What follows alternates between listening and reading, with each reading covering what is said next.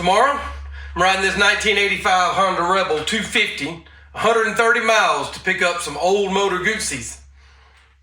I'm 51. Bad back, bad neck. This might be a bad idea.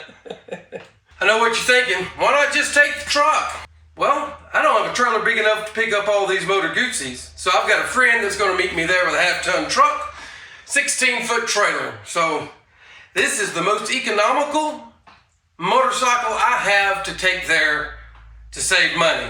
And it's small enough to fit on the back of the trailer and still leave plenty of room for those Guzzis. Makes sense on paper.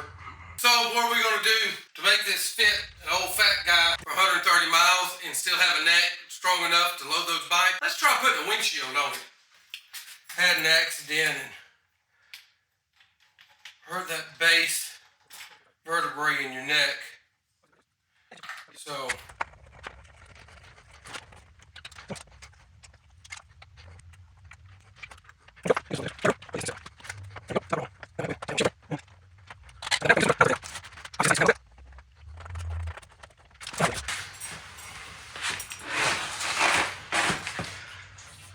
probably hit me right about the bridge of the nose. That'll help.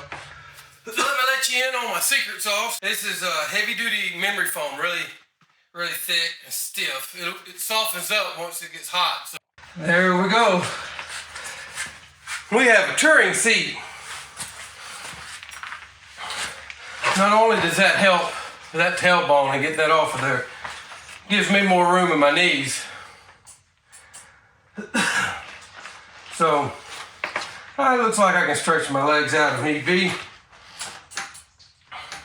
We're going places now. All right, one last thing to get this thing going before we head out, because I do need to carry some tie-down straps and stuff. My buddy doesn't have enough. So we're going old school Harley here. We've got the leather saddlebags. Now these saddlebags are really nice. They have these metal D-rings on the back, so you can tie them on to something to keep them from moving. We got some of these zip ties here and over here. And what that does is keep them from sliding back and doing this, but also keeps them from getting air under them and flapping as we go down the road. So, and there we go. So the wind to hit here, push back, it can't go back and hit the turn signals. And these things have plenty of room. You see they swell out. They're made just to hang flat and low, but whenever they're full of stuff, they actually open up quite a bit. Really good saddlebags.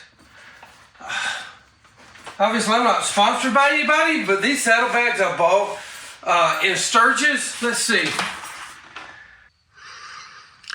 TRD Leather, handmade in Cleveland, Ohio. So, awesome saddlebags. As you can see, the seat's quite a bit taller. This should help me out. Alarm is set for tomorrow. Let's see if this 250 Rebel can handle a full-grown man. Y'all say a prayer for me. Well, this is it. I have no concerns about the little Rebel. Let's see how I fare.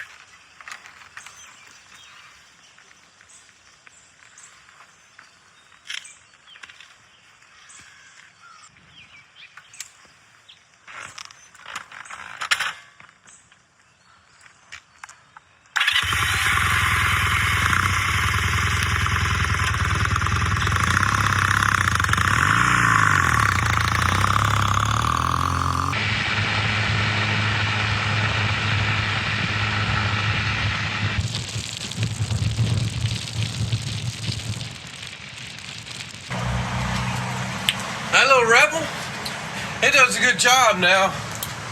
It likes to vibrate, like 45 miles an hour top gear, 50 even, but you get out on the highway and rev that thing up and let her rip, she smooths right out and runs out good. I'm amazed by it. I can tell you this, my rear end knows I've been on it. It's time for a break. I'm eating some breakfast and we'll get back on the road, see what we can find out about them Guzzis.